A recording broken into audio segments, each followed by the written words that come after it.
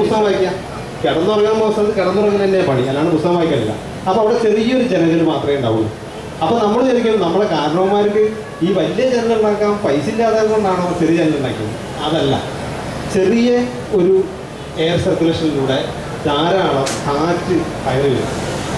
നിങ്ങൾക്കറിയാം, പഴയ വീടിൻ്റെ അകത്ത് പോയിരുന്ന അതിൻ്റെ കിളിവാതിലുകൾ, ചെറിയ വാതിലുകൾ തുറന്നിട്ടാൽ ഒരുപാട് കാറ്റ് കടന്നു വരുന്നൊരവസ്ഥയുണ്ടാവും. ആ വീടിനെ തണുപ്പിക്കുന്നത് ആ കാറ്റാണ്. അവിടെ ഫാൻ ഉണ്ടായിരുന്നില്ല. 30 വർഷം മുന്നേ പല വീടുകളിലും ഫാൻ സാർവത്രികമായിരുന്നില്ല.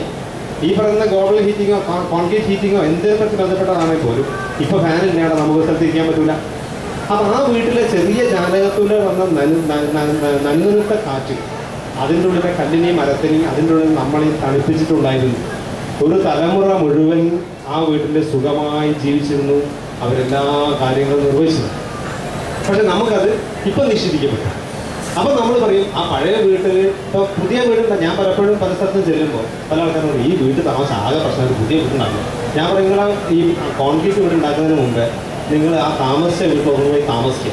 ഒരു കോൺക്രീറ്റ് വീട് താമസിക്കുന്ന, കോൺക്രീറ്റ് കൊണ്ട് ബിൽഡ് ചെയ്ത് RCC വീട്ടിൽ താമസിക്കുന്ന ഒരാളെക്കാളും വളരെ സുഖകരമായിട്ട് ഈ പറയുന്ന മരത്തിൻ്റെയോ അല്ലെങ്കിൽ നേരത്തെ പറഞ്ഞ പാക്ക് തട്ടുമറിയടിച്ച വീട്ടിലോ സുഖമായിട്ട് താമസിക്കാൻ.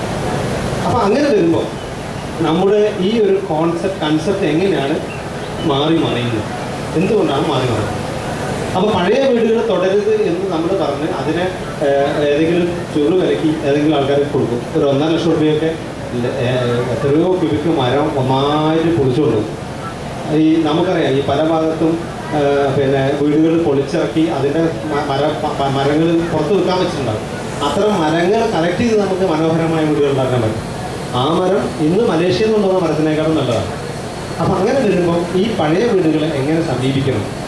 അതിനൊരു പ്രധാന പ്രശ്നം ഇതിൻ്റെ സാമൂഹിക പ്രശ്നം തന്നെയാണ്. പിന്നെ നമ്മൾ പഴയ വീട് പൊളിക്കാൻ വേണ്ടി ചെല്ലുമ്പോൾ ശ്രദ്ധിക്കേണ്ട ഒരു പ്രധാന കാര്യമുണ്ട്. ഇപ്പോൾ നമ്മുടെ ഈ തലമുറയ്ക്ക് പഴയ വീടിനോട് ചെറിയ താല്പര്യമുണ്ട്. പക്ഷേ ഇതിന് മുന്നേയുള്ള തലമുറ പഴയ വീടിനെ ഭയങ്കര പുച്ഛമായിട്ടാണ് കണ്ടത്. നമുക്കറിയാം, MT വാസുദേവൻ ഒരു നോവലിൽ, ഒരു 4 കെട്ട് എന്നുള്ള നോവലിൽ അതിലെ പ്രധാന കഥാപാത്രം പറയുന്നത് ഈ 4 കെട്ട് പൊളിച്ചിട്ട് എനിക്കൊരു ചെറിയ വീടുണ്ടാക്കണം. അപ്പോൾ ആ 4 കെട്ട് പൊളിച്ച് ചെറിയ വീടുണ്ടാക്കണം എന്ന് ആ കഥാപാത്രം പറയുന്ന ഒരു കാലഘട്ടത്തിന് ശേഷം ഈ തലമുറ പറയുന്നത് എൻ്റെ ആ പഴയ വീട് സംരക്ഷിക്കാൻ എനിക്ക് താല്പര്യമുണ്ട്. അപ്പോൾ യൂജിൻ സാർ പറഞ്ഞ മാതിരി ഈ എക്കോ ഫ്രണ്ട്ലി ആയിട്ട് നമുക്ക് ചിന്തിക്കാനും അതിനെ പുനർനിർമ്മിക്കാനുള്ള ഒരു താല്പര്യം വന്നുകൊണ്ടിരിക്കുന്നു എന്നുള്ളത് വളരെ നല്ലൊരു കാര്യമാണ്. അതുപോലെ ഈ പഴയ വീട്ടിൽ നമ്മൾ വീട് പൊളിക്കാൻ ചെല്ലുമ്പോൾ ഒരു ഭയങ്കര സീനുണ്ട്. പഴയ വീട് പറയുന്നത് ഈ മകൻ, ഇപ്പോൾ ഞാൻ അടുത്ത് കുറ്റ്യാടിയിൽ ഒരു വലിയൊരു മുസ്ലിം തറവാട്, നല്ല ഭംഗിയുള്ള വീടാണ്. നല്ല കടഞ്ഞ കാലുകളും ഒരുപാട് വർക്കൊക്കെ ഉള്ള അസൽ മരത്തിൻ്റെ എന്താ പറയുക ക്യൂബിക് കണക്കിന് വലിയ 10 ഇഞ്ച് 20 ഇഞ്ചിൻ്റെ ഭക്ഷണങ്ങളൊക്കെ നിരത്തിയിട്ട് ഒരു വലിയ വീട്.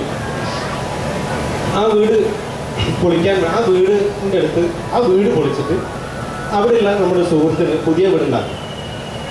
അപ്പോൾ ഞാൻ ആ വീട്ടിലേക്ക് ചെന്നു നോക്കുമ്പോൾ നല്ല ഭംഗിയുള്ള, നമുക്ക് കാണുന്നത് ഇഷ്ടം, ഫോട്ടോ കാണിക്കാം. അപ്പോൾ ആ വീട് പൊളിക്കാൻ വേണ്ടി ചെന്നപ്പോൾ അവിടെ ഞാൻ കയറി. അപ്പോൾ അവിടെ ഒരു വയസ്സായ ഒരു വല്യമ്മ ഇരിക്കുന്നു. നല്ല കാതിലൊക്കെ നിറയെ പഴയ സ്വർണത്തിൻ്റെ എന്താ പറയാറില്ല, എനിക്ക് അത് കാച്ചി കൊടുത്തൊരു വലിയ ആഭരണങ്ങളൊക്കെ തോടെന്തോ പറയും. ആ പൊലിസോ എന്താ എനിക്ക് കറക്റ്റ് വേറെ അറിയില്ല. അങ്ങനത്തെ ആഭരണം കിട്ടുന്ന ഒരു വയസ്സായ സ്ത്രീ അവിടെ ഇരിക്കുന്നു. അവർ ആ ഉമ്മ എന്നെ കണ്ടപ്പം തന്നെ ഒരു ആരാചാരമായി നോക്കുന്നത്. അപ്പം അവർക്ക് തീരെ ഇഷ്ടമായില്ല ഞാൻ വന്നത്. കാരണം അവരുണ്ടാക്കിയ, അവർ താമസിച്ച്, അവരെ സ്വപ്നങ്ങൾ ഷെയർ ചെയ്ത് ആ വലിയ വീട്, ആ പഴയ മനോഹരമായ വീട് പൊളിക്കാൻ വേണ്ടിയിട്ട് അവരുടെ മകൻ തയ്യാറായിരുന്നു. ആ വീട് എന്നേക്കുമായി പൊളിച്ച് മാറ്റപ്പെട്ട് ആ കുറ്റ്യാടി മേഖലയിലേക്കുള്ള കോൺക്രീറ്റ് കാടുകൾ, സൗധങ്ങൾ അല്ലെങ്കിൽ കോൺക്രീറ്റ് കൊട്ടാരങ്ങൾ ഉണ്ടാക്കാനുള്ള മകൻ്റെ തീരുമാനം നിശ്ചയിക്കപ്പെട്ടിരിക്കുന്നു.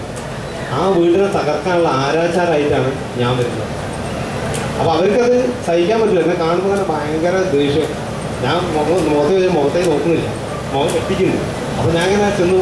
അപ്പം അവരോട് സംസാരിച്ചു. അപ്പോൾ അവരോട് പിന്നെ മകൻ പറഞ്ഞു, എനിക്ക് ഇതൊക്കെ മാറ്റി കംപ്ലീറ്റ് പൊളിച്ച് ഇതിന് മരം വേണം ഉപയോഗിക്കുക, അല്ലെങ്കിൽ നമുക്ക് മുഴുവൻ പുറത്ത് വെക്കുക, ഇത് ഉപയോഗിക്കേണ്ട ആവശ്യമില്ല, ഇത് പൊളിച്ചെനിക്കൊരു പുതിയ വീട്, നല്ലൊരു വീട് ഡിസൈൻ ചെയ്യണം, പ്ലാൻ ചെയ്യണം. അപ്പോൾ ഞാൻ അദ്ദേഹത്തോട് പറഞ്ഞു, ഞാൻ ഒന്ന് ഉമ്മയിൽ സംസാരിക്കട്ടെ എന്നാണ്. അപ്പം പിന്നെ ഉമ്മയോട് ഞാൻ ഇതെത്ര കൊല്ലമായി ഉണ്ടാക്കിയിട്ട് പകുതി ദിവസം. അപ്പോൾ ഈ ഉമ്മ ഭയങ്കരമായിട്ട് കണ്ണ് നിറഞ്ഞിങ്ങനെ ഇരിക്കുന്നു. അപ്പോൾ ഞാൻ ചോദിച്ചു എന്താ പ്രശ്നം, എന്താ ഈ എത്ര കൊല്ലം ഉണ്ടാക്കിയിട്ട്? ഇത് മോനെ 10-60 കൊല്ലമായി. അപ്പോൾ ഇവർക്ക് 82-83 വയസ്സുണ്ട്.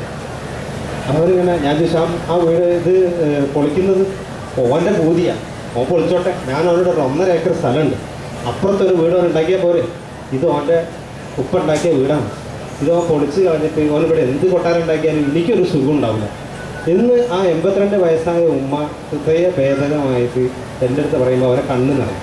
എന്നോട് പറഞ്ഞ വളരെ കൊളോക്കിയൽ ലാംഗ്വേജ്, എന്നേക്കാട് കോഴിക്കോടിനായിട്ട് കഷ്ടം കുട്ടിയാടി അറിയാലോ, എൻ്റെ ആപ്പിളെ ഞാനും കൂടി കഷ്ടപ്പെട്ടുണ്ടാക്കിയ വീടാണ്, അത് ഓൻ പൊളിക്കാൻ വേണ്ടി തീരുമാനിക്കുക. എന്ത് ചെയ്യാനാകും? ഞാൻ പൊളിക്കുന്ന എഞ്ചിനീയർ എന്നാണ് പറഞ്ഞത്. ഞാൻ പൊളിക്കുന്ന എഞ്ചിനീയർ ഇതും കൂടിയാണ് പൊളിച്ചാടി, എന്നിട്ട് എൻ്റെ മയ്യത്തൊക്കെ എടുത്തോളി എന്നൊരു വർത്താനം ആ ഉമ്മ പറഞ്ഞപ്പോൾ ഞാൻ ശരിക്കും നമ്മളാകെ എന്തോ ചെയ്യിപ്പോയി. കാരണം ഞാൻ ആരാച്ചാര രൂപത്തിൽ അവിടെ ഇല്ല, ഇപ്പോൾ ഞാൻ ആരാച്ചാര രൂപത്തിൽ കൊണ്ടേ അവതരിപ്പിച്ചില്ലേ. അപ്പോൾ ഞാൻ പറഞ്ഞു ഉമ്മ ഞാനത് പൊളിക്കാൻ കൊണ്ടതല്ല, ഞാനിത് പൊളിക്കുന്ന ആളല്ല, ഇത് നമുക്ക് നിലനിർത്തി ഇതിനെ ഭംഗിയാക്കി എടുക്കാനാണ് ഞാൻ. അതിനെ ഓൻ സമ്മതിക്കുമോ? നമ്മൾ ഓനെക്കൊണ്ട് ഞാൻ സമ്മതിപ്പിക്കാം എന്നാ പോലെ. അപ്പോൾ അത് മതി. കാരണം പിന്നെ ഇവരങ്ങോട്ട് ഭയങ്കര എനർജറ്റിക്ക് ഇവർ പറയണം അയ്യോ ഇവരില്ല, ഞാൻ ഉച്ചയ്ക്ക് ചോറും കറിയൊക്കെ തിന്നിട്ട് പോയാൽ മതി കേട്ടോ, ഞാൻ ഇപ്പം പോയി ഇവരുടെ ഇല്ലേക്കോ 10 മിനിറ്റ്. അപ്പോൾ അത് 30 ഓടി അടുക്കളയിലേക്ക് ഓടി അവർ ഓരൊക്കെ വിളിച്ച് ഇവരെയൊക്കെ വിളിച്ച് എന്നോട് ബഹളമായി. ഉച്ചയ്ക്ക് നമുക്ക് ഭക്ഷണമൊക്കെ തന്ന് കഴിഞ്ഞപ്പോൾ ഞാൻ അവരെ മകനോട് പറഞ്ഞു നൗഫലത്ത് പൊളിക്കേണ്ട കാര്യമില്ല, ഇത് നമുക്ക് നിലനിർത്തിക്കൊടുക്കും. അപ്പം പറഞ്ഞു അല്ല ചേട്ടാ ഇതിപ്പം ഇവിടെ നിനക്കിട്ട് വന്നത് പൊളിച്ച് ഞാൻ നിങ്ങൾ പൊളിക്കല്. ഈ ഉമ്മേൻ്റെ ജീവിതം എന്ന് പറഞ്ഞാൽ ഒരു 4-5 വർഷം അല്ലെങ്കിൽ 1-2 മാസം നിങ്ങളിത് പൊളിച്ചാൽ അടുത്ത ആഴ്ച അവർ മരിക്കും, ഉറപ്പാണ്. കാരണം സൈക്കോളജിക്കൽ അവർ മാനസികമായിട്ട് അവർ തകർന്നു പോകും. അവരോടിക്കളിച്ച് അവരെ കുട്ടികൾ വളർന്ന് അവരെ മാപ്പിള കഷ്ടപ്പെട്ടുണ്ടാക്കി എന്ന് അവകാശപ്പെടുന്ന ആ വീട് പൊളിച്ച് കളയാന്ന് പറയുന്നത് അവരെ സംബന്ധിച്ചിടത്തോളം ഹൃദയവേദകമാണ്. അവർക്ക് എത്ര സ്വർഗം ഉണ്ടാക്കി കഴിഞ്ഞാൽ അവരതിൽ സന്തോഷിക്കില്ല. അപ്പം അത്തരം വീടുകൾ പൊളിക്കാൻ ഞാൻ പൊളിക്കില്ല എന്നുള്ളതുകൊണ്ട് ഇവർ ഉച്ചയ്ക്ക് ഫുൾ നമ്മളങ്ങനെ ഇരുന്ന് തീറ്റിക്കാം മോനെ അത് കഴിക്കും ഇത് കഴിക്കും. ആകെ ആരാച്ചാരെല്ലാം കൂടി അരുമ പുത്രമായി മാറി. അവരെ മോനെക്കാട്ട് എൻ്റെ ഇഷ്ടമായി നോക്കി. അപ്പോൾ എന്താ വെച്ചാൽ നമ്മൾ പറയുന്ന ഈ ഫീലിങ്സ് നമ്മളുടെ പിന്നെ അമ്മമാർക്ക് അച്ഛന്മാർക്ക് അവരുണ്ടാക്കിയ വീടിനോടുള്ള താല്പര്യം, അതിനോടുള്ള സെൻറ്റിമെൻ്റൽ വാല്യൂ നമ്മൾ മനസ്സിലാക്കുന്നില്ല. നമ്മളത് അവരെ ഒന്നുകിൽ അറ്റ്ലീസ്റ്റ് അവർ മരിക്കാൻ വേണ്ടിയെങ്കിലും കാത്തിക്കുക, അത്ര ഞാൻ പറയുന്നത്. മരിക്കാൻ വരെയെങ്കിലും കാത്തു നിന്ന് നിങ്ങൾ കോൺക്രീറ്റ് കാർഡുകൾ ഉണ്ടായിക്കോളൂ, പക്ഷേ അതുവരെയെങ്കിലും നമ്മൾ കാത്തിരിക്കണമെന്ന് ആ സുഹൃത്തിനെ ഉപദേശിച്ച് ആ വീടൊന്ന് പെയിൻ്റൊക്കെ അടിച്ച് ഇപ്പോഴും ആ സ്ത്രീ ഭയങ്കര ലൈവായിരിക്കുന്നത്. അതിൻ്റെ അപ്പുറത്തൊരു കോൺക്രീറ്റ് കാർഡ് ബിൽഡ് ചെയ്യുന്നുണ്ട്. അത് സത്യം പറയാം ഒരു 1-2 മാസം അല്ലെങ്കിൽ 3 മാസം നൗഫൽ അവിടെ താമസിച്ച 4ാമത്തെ മാസം ഉമ്മേൻ്റെ വീട്ടിലേക്ക് തന്നെ കെട്ടിക്കിറങ്ങി ഇങ്ങോട്ട് പോരും. കാരണം അത്ര ചൂടായിരിക്കും ഈ കോൺക്രീറ്റ് വീടുകൾ. അപ്പോൾ ഞാൻ പറയുന്നത് ഈ വീട് റിനോവേറ്റ് ചെയ്യുന്ന സമയത്ത്